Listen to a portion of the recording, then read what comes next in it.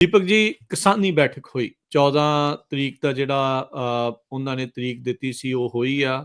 ਕਈ ਜਣੇ ਵਿਆਹ ਤੇ ਗਏ, ਕਈ ਜਿਹੜੇ ਬਾਹਰ ਘੁੰਮਣ ਫਿਰਨ ਨੂੰ ਜਿਹੜੇ ਉਹ ਆਏ ਹੋਏ ਸੀ, ਵੱਡੇ ਵੱਡੇ ਜਿਹੜੇ ਲੋਕ ਜਿਨ੍ਹਾਂ ਨਾਲ ਮੀਟਿੰਗ ਹੋ ਸਕਦੀ ਸੀ। ਪਰ ਕਹਿੰਦੇ ਵੀ ਓਵਰਆਲ ਕਿਸਾਨੀ ਬੈਠਕ ਸੁਖਾਵੇਂ ਮਾਹੌਲ 'ਚ ਹੋਈ ਆ, ਪਰ ਮਸਲਾ ਕੋਈ ਨਹੀਂ ਹੱਲ ਹੋਇਆ। ਬਿਲਕੁਲ ਜੀ, ਦੋਏ ਧਿਰਾਂ ਨੇ ਬਾਹਰ ਆ ਕੇ ਕਿਹਾ ਕਿ ਬੈਠਕ ਬਹੁਤ ਸੁਖਾਵੇਂ ਮਾਹੌਲ 'ਚ ਹੋਈ ਆ ਤੇ ਅਗਲੀ ਬੈਠਕ ਅਸੀਂ ਤੈਅ ਕਰ ਲਈ 22 ਤਰੀਕ ਨੂੰ ਕਰਾਂਗੇ, ਕਿਉਂਕਿ ਉਸ ਦਿਨ ਸ਼ਿਵਰਾਜ ਚੌਹਾਨ ਜੀ ਵੀ ਆਉਣਗੇ। ਮਤਲਬ ਜੇ ਸ਼ਿਵਰਾਜ ਚੌਹਾਨ ਜੀ ਦੀ ਬੈਠਕ 'ਚ ਆਉਣ ਨਾਲੇ ਅੱਗੇ ਗੱਲ ਤੁਰਨੀ ਸੀ, ਫਿਰ ਅੱਜ ਕਾਹਨੂੰ ਬੈਠਕ ਕਰਨੀ ਸੀ?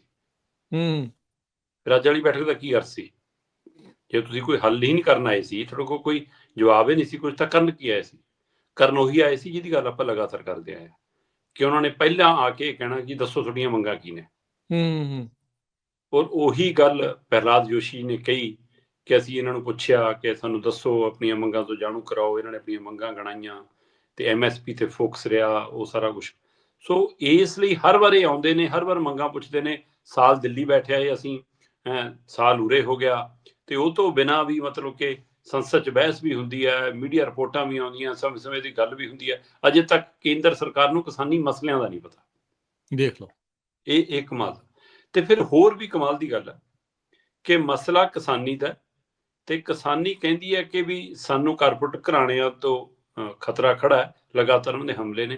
ਪਰ ਜਿਹੜੇ ਮੰਤਰੀ ਸਾਹਿਬ ਆਏ ਸੀ ਉਹ ਕੰਜ਼ਿਊਮਰ ਵਿਭਾਗ ਦੇ ਮਿਨਿਸਟਰ ਨੇ। ਸੋ ਕਿਹਦਾ ਪੱਖ ਪੂਰਨਗੇ ਕੰਜ਼ਿਊਮਰ ਮਿਨਿਸਟਰ? ਤੁਸੀਂ ਆਪ ਹਿਸਾਬ ਲਾ ਲਓ। ਸੋ ਇੱਥੋਂ ਉਹਨਾਂ ਦੀ ਨੀਤ। ਚਲੋ, ਅੱਜ ਸ਼ਿਵਰਾਜ ਚੌਹਾਨ ਜਿਹੜੇ ਖੇਤੀਬਾੜੀ ਮੰਤਰੀ ਨੇ, ਉਹਨਾਂ ਦੇ ਮੁੰਡੇ ਦਾ ਵਿਆਹ ਸੀ, ਤੇ ਇਸ ਲਈ ਹੋ ਸਕਦਾ ਕਿ ਵਿਆਹ ਬਾਅਦ ਚੋਂ ਰੱਖਿਆ ਹੋਵੇ, ਬੈਠਕ ਪਹਿਲਾਂ ਰੱਖ ਲਈ ਹੋਵੇ। ਠੀਕ ਹੈ ਭਾਈ, ਤੁਸੀਂ ਤਰੀਕ ਕਢਾਈ ਆ ਤਾਂ ਹੈ ਨਾ, ਮਤਲਬ ਇਸ ਲਈ ਕਹਿ ਸਕਦੇ ਹੋ ਸਾਹਾ ਨਿਕਲਿਆ ਜੀ। ਤੁਸੀਂ ਤਰੀਕ ਉਹੀ ਰੱਖਣੀ ਸੀ ਤਾਂ ਫਿਰ ਬੈਠਕ ਦੀ ਤਰੀਕ ਕਦੋਂ ਦਿਨ ਅੱਗੇ ਪਿੱਛੇ ਕਰ ਲੈਂਦੇ। ਮਤਲਬ ਇਹਦਾ ਮਤਲਬ ਤੁਹਾਡੇ ਲਈ ਕਿਸਾਨੀ ਮਸਲਾ ਗੰਭੀਰ ਨਹੀਂ ਹੈ, ਤੁਸੀਂ ਉਸ ਨੂੰ ਵੀ ਤਰ੍ਹਾਂ ਨਹੀਂ ਲੈ ਰਹੇ। ਦੂਸਰੇ ਪਾਸੇ ਅੱਜ ਚੰਡੀਗੜ੍ਹ ਦੇ ਵਿੱਚ ਇਸ ਕਿਸਾਨ ਅੰਦੋਲਨ ਦੇ ਹਵਾਲੇ ਨਾਲ, ਸ਼ੰਭੂ ਖਨੌਰੀ ਬਾਰਡਰ ਦੇ ਅੰਦੋਲਨ ਦੇ ਹਵਾਲੇ ਨਾਲ, ਇਹ 5ਵੀਂ ਬੈਠਕ ਸੀ। 1 ਸਾਲ ਦੇ ਵਿੱਚ 5ਵੀਂ ਬੈਠਕ, ਔਰ ਲਗਭਗ ਸਾਲ ਬਾਅਦ ਹੀ ਬੈਠਕ। ਇਹ ਅੰਦੋਲਨ 13 ਫਰਵਰੀ ਨੂੰ ਰਾਜਕਰਮਵੀਰ ਜੀ ਸ਼ੁਰੂ ਹੋਇਆ ਸੀ ਸ਼ੰਭੂ ਖਨੌਰੀ। ਤੇ ਇਹ ਤੋਂ 2-3 ਦਿਨ ਪਹਿਲਾਂ ਲਗਾਤਾਰ ਕੇਂਦਰ ਪੰਜਾਬ ਨੂੰ ਭੱਜਿਆ ਹੈ ਕਿ ਨਾਲ ਆਇਓ ਜੀ, ਅਸੀਂ ਆ ਗਏ ਜੀ, ਅਸੀਂ ਕਰਦੇ ਹਾਂ ਜੀ। ਪੂਰਾ ਖੇਡ ਹੋਇਆ। ਜਦੋਂ ਮੈਂ ਇਹਨੂੰ ਦੇਖਦਾ ਤਾਂ ਮੈਂ ਦੇਖ ਰਿਹਾ ਸੀਗਾ ਕਿ ਪਹਿਲੀ ਬੈਠਕ 8 ਫਰਵਰੀ 2024 ਨੂੰ ਹੋਈ, ਬੇਸਿੱਟਾ ਰਹੀ ਜੀ ਕਹਿੰਦੇ। 12 ਫਰਵਰੀ 2024 ਨੂੰ ਦੂਸਰੀ ਬੈਠਕ ਹੋਈ, ਕਿਸਾਨ MSP ਤੇ ਅੜੇ ਸੀ। 5 ਘੰਟੇ ਮੀਟਿੰਗ ਚੱਲੀ, ਬੈਠਕ ਬੇਸਿੱਟਾ ਹੋਈ। ਬੇਸ਼ੱਕ ਕਹਿੰਦੇ ਉਹਨਾਂ ਨੇ ਕਿਹਾ ਕਿ ਅਸੀਂ ਬਿਜਲੀ ਸੋਧ ਬਿੱਲ ਛੱਡ ਦਿੰਦੇ ਹਾਂ ਜੀ, ਅਸੀਂ ਕਿਸਾਨਾਂ ਤੇ ਕਰਜ਼ੇ ਜਿਹੜੇ ਕੇਸ ਦਰਜ ਨੇ ਜੀ ਉਹ ਮਾਫ ਕਰ ਦਿੰਦੇ। ਇਹ ਗੱਲਾਂ ਦਿੱਲੀ ਵੀ ਹੋਈਆਂ ਸੀ, ਹੈ ਨਾ।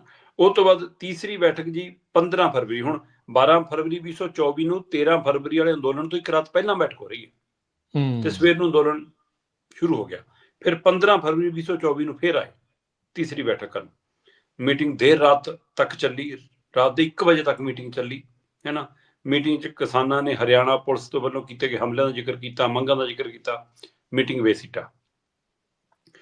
ਫਿਰ ਚੌਥੀ ਬੈਠਕ 18 ਫਰਵਰੀ 2024 ਨੂੰ ਹੋਈ, ਤੇ ਜੀ ਉਦੋਂ ਇਹ ਸਕੀਮ ਲਿਆ ਕਿ ਜੀ ਆਹ ਚੱਕੋ, ਅਸੀਂ ਆ ਕਪਾਹ ਤੇ ਵੀ ਜੀ, ਆ ਮੱਕੀ ਤੇ ਵੀ, ਆ 2-3 ਹੋਰ ਫਸਲਾਂ ਤੇ ਵੀ ਅਸੀਂ MSP ਦੀ ਗਰੰਟੀ ਦਿੰਦੇ ਹਾਂ। ਮਤਲਬ ਤੁਸੀਂ ਹਰ ਸਾਲ 22-23 ਫਸਲਾਂ ਤੇ MSP ਲਾਉਂਦੇ ਹੋ, ਫਿਰ ਉਹਨਾਂ ਸਾਰੀਆਂ ਤੇ ਹੀ ਦੇ ਦਿਓ। ਜਦੋਂ ਲਾਉਂਦੇ ਕਿਉਂ ਫਿਰ ਜੇ ਦੇਣੀ ਹੋਣੀ? ਹੁਣ ਵੀ ਜਿਹੜੀਆਂ ਲਿਆਏ ਸੀ 4-5, ਕਹਿੰਦੇ ਉਹ ਚੌਥੀ ਬੈਠਕ ਜਦੋਂ ਗਣਾਈਆਂ ਤੇ ਕਿਸਾਨ ਲੀਡਰ ਤਾਂ ਬਾਗੋ ਬਾਗ ਹੋ ਗਏ, ਲੈ ਵੀ ਆਪਣੀ ਜਿੱਤ ਹੋ ਗਈ। ਸਵੇਰ ਨੂੰ ਤਾਂ ਆਪਾਂ ਦਰਬਾਰ ਸਾਹਿਬ ਤੱਕ ਮਾਰਚ ਲੈ ਕੇ ਜਾਵਾਂਗੇ, ਆਪਣੇ ਤਾਂ ਜਿੱਤ ਦੇ ਹਾਰ ਪੈਣਗੇ। ਤੇ ਸਵੇਰ ਨੂੰ ਜਦੋਂ ਖੇਤੀ ਮਾਹਿਰਾਂ ਨੇ ਸਮਝਾਇਆ ਕਿ ਪਤੰਦਰੋਂ ਠੱਗੀ ਹੋਈ ਹੈ ਤੁਹਾਡੇ ਨਾਲ, ਫਿਰ ਪਲਟ ਗਏ। ਫਿਰ ਕਹਿੰਦੇ ਨਹੀਂ ਜੀ, ਸਾਨੂੰ ਮਨਜ਼ੂਰ ਨਹੀਂਗਾ। ਸੋ ਉਹ 18 ਫਰਵਰੀ 2024 ਦੀ ਹੋਈ ਬੈਠਕ ਹੁਣ 14 ਫਰਵਰੀ 2025 ਨੂੰ ਹੋ ਰਹੀ ਹੈ, 1 ਸਾਲ ਬਾਅਦ 5ਵੀਂ ਬੈਠਕ।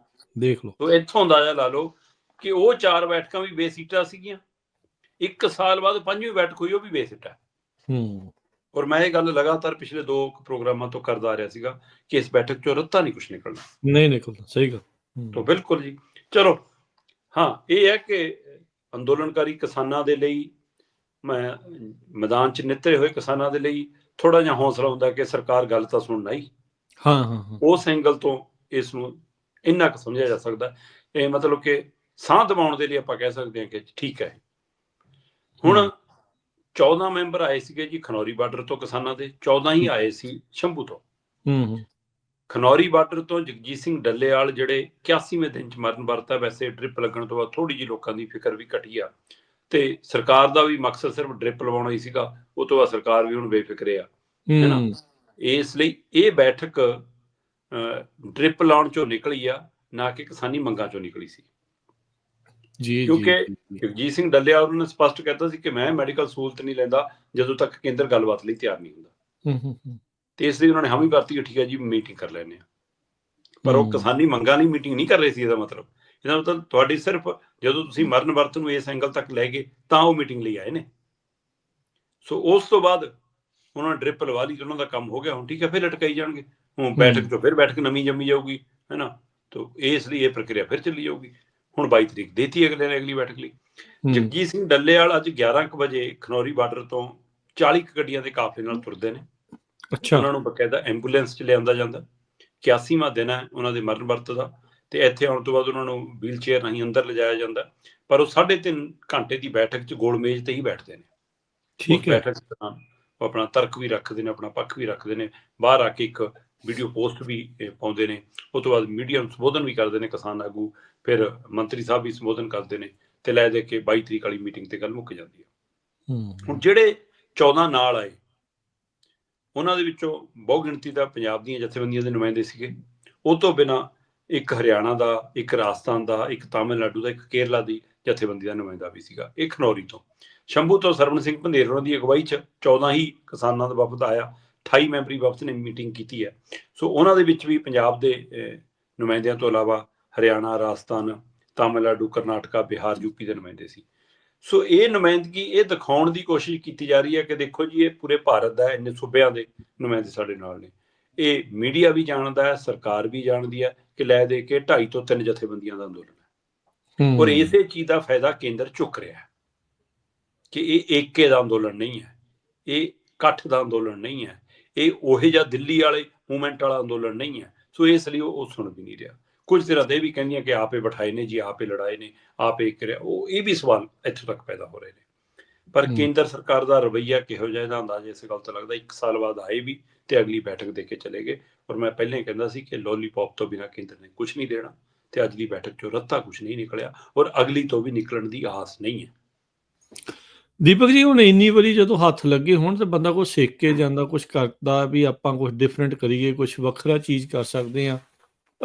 ਕੀ ਇਹਨਾਂ ਦੇ ਕੋਲ ਇਸ ਚਾਰਾਜੋਈ ਤੋਂ ਇਲਾਵਾ ਹੋਰ ਕੋਈ ਚਾਰਾ ਨਹੀਂ ਬਚਦਾ ਕਿਸਾਨਾਂ ਕੋਲ, ਵੀ ਇਹੀ ਕੁਛ ਕਰ ਦੇਗੇ, ਇਹੀ ਗੋਲ ਗੋਲ ਇਸੇ ਸਰਕਲ 'ਚ ਹੀ ਘੁੰਮੀ ਜਾਣਾ ਹੈ? ਦੇਖੋ, ਚਾਰੇ ਬਹੁਤ ਨੇ। ਲੜਾਈ ਲੜਨ ਦੇ ਤਰੀਕੇ ਬਹੁਤ ਹੁੰਦੇ ਨੇ। ਇਹਦੇ ਵਿੱਚ ਕੋਈ ਨਹੀਂ, ਜੰਗ ਦੇ ਵਿੱਚ ਕਿੰਨੇ ਫਾਰਮੂਲੇ ਹੁੰਦੇ ਨੇ, ਉਹਨਾਂ ਤੇ ਕੰਮ ਕਰਨਾ ਹੁੰਦਾ। ਇੱਕ ਫਾਰਮੂਲਾ ਹੁੰਦਾ ਕਿ ਤੁਸੀਂ ਆਵਾਮ ਨੂੰ ਨਾਲ ਲੈ ਕੇ ਤੁਰੋ, ਇੱਕ ਫਾਰਮੂਲਾ ਹੁੰਦਾ ਤੁਸੀਂ ਆਵਾਮ ਨੂੰ ਆਪਣੇ ਨਾਲ ਤੋੜੀ ਜਾਓ। ਇਹ ਜਥੇਬੰਦੀਆਂ ਨੂੰ ਮੰਥਨ ਕਰਨਾ ਪੈਣਾ ਕਿ ਤੁਹਾਡੀ ਲੜਾਈ ਸਰਕਾਰਾਂ ਨਾਲ ਹੈ, ਸਿਸਟਮ ਨਾਲ ਹੈ, ਜਾਂ ਆਪਣੇ ਆਵਾਮ ਨਾਲ ਹੈ। ਲਗਾਤਾਰ ਆਵਾਮ ਦੀ ਨਾਰਾਜ਼ਗੀ ਨਾਲ ਪ੍ਰਤੀ ਵੱਧ ਰਹੀ ਹੈ, ਔਰ ਇਹ ਸਰਕਾਰ ਨੂੰ ਫਾਇਦਾ ਦਊਗੀ ਇੱਕ ਦਿਨ। ਕੇਂਦਰ ਸਰਕਾਰ ਨੂੰ ਤਾਂ ਫਾਇਦਾ ਦਊਗੀ ਉਹ ਦਊਗੀ। ਸੋ ਇਸ ਲਈ ਇਹ ਵੀ ਸਮਝਣ ਦੀ ਲੋੜ ਹੈ ਕਿ ਅਸੀਂ ਫਾਇਦਾ ਕਿਹਨੂੰ ਪਹੁੰਚਾਉਣ ਲਈ ਕੰਮ ਕਰ ਰਹੇ ਹਾਂ। ਇਹਦੇ ਉੱਤੇ ਮੰਥਨ ਨਹੀਂ ਹੋ ਰਿਹਾ। ਔਰ ਜਦੋਂ ਤੱਕ ਤੁਹਾਡੀ ਇਕਜੁੱਟਤਾ ਨਹੀਂ ਹੁੰਦੀ, ਔਰ MSP ਦੀ ਮੰਗ 'ਚ ਜਦੋਂ ਉਹ ਸੂਬੇ ਸ਼ਾਮਲ ਨਹੀਂ ਹੁੰਦੇ ਜਿਨ੍ਹਾਂ ਨੂੰ ਇੱਕ ਵੀ ਫਸਲ ਤੇ ਨਹੀਂ ਮਿਲਦੀ, ਤਦ ਤੱਕ ਕੇਂਦਰ ਕਿਉਂ ਸੁਣੂਗਾ? ਅਗਲੇ ਕਹਿਣਗੇ ਤੁਹਾਨੂੰ ਤਾਂ 2 ਫਸਲਾਂ ਤੇ 2.5 ਫਸਲਾਂ ਤੇ ਦੇ ਹੀ ਰਹੇ ਆ ਨਾ। ਸੋ ਇਸ ਲਈ ਮਤਲਬ ਕਿ ਉਹਦੇ ਬਾਵਜੂਦ ਵੀ ਇਹ ਲੜਾਈ ਪੰਜਾਬ ਜੇ ਲੜ ਰਿਹਾ, ਠੀਕ ਹੈ, ਪੰਜਾਬ ਨੂੰ ਆਦਤ ਹੈ, ਦੇਸ਼ ਦੀ ਆਜ਼ਾਦੀ ਦੀ ਲੜਾਈ ਵੀ ਅਸੀਂ ਆਪਣੇ ਸਿਰ ਲੈ ਕੇ ਲੜੀ ਸੀ, ਠੀਕ ਹੈ ਨਾ। ਬੰਗਾਲ ਤੇ ਪੰਜਾਬ ਲੜੀ ਤੇ ਉਹਦਾ ਨਾਮ ਵੀ ਸਾਨੂੰ ਦਿੱਤਾ ਨਾ ਅਗਲੇ ਨੇ, ਟੋਟੇ ਕਰਕੇ ਸਾਡੇ। ਸੋ ਇਸ ਲਈ ਇਹ 'ਚ ਕੋਈ ਦੋ ਰਾਏ ਨਹੀਂ ਗੀ। ਤੇ ਅੱਜ ਵੀ ਦਿੱਲੀ ਅੰਦੋਲਨ ਅਸੀਂ ਜਿੱਤ ਕੇ ਆਏ ਤਾਂ ਉਹਦਾ ਨਾਮ ਵੀ ਸਾਨੂੰ ਮਿਲਿਆ ਨਾ, ਅੱਜ ਟੋਟੇ ਹੋ ਕੇ ਬੈਠੇ ਨੇ ਜਥੇਬੰਦੀਆਂ। ਫਿਰ ਇਹਦੇ ਪਿੱਛੇ ਵੀ ਰਾਜਨੀਤੀ ਹੈ। ਸੋ ਇਸ ਲਈ ਇਹ ਸਾਨੂੰ ਇਨਾਮ ਸਮੇਂ-ਸਮੇਂ ਮਿਲਦਾ ਰਿਹਾ। ਪਰ ਮੁੜ ਕੇ ਮੰਥਨ ਦੀ ਲੋੜ ਹੈ। ਜਿਹੜੀ ਏਕਤਾ ਦੀ ਗੱਲ ਤੁਰਦੀ ਹੈ ਤਾਂ ਤੁਸੀਂ ਇਹਨੂੰ ਇਸ ਪੱਖ ਤੋਂ ਵੀ ਲੈ ਸਕਦੇ ਹੋ, ਜਿੱਦਾਂ ਹੀ ਸਾਂਝੀ ਏਕਤਾ ਦੀ ਗੱਲ ਤੁਰੀ, ਉਹ ਤੋਂ ਬਾਅਦ ਇਹ ਬੈਠਕ ਨਿਕਲਦੀ ਹੈ।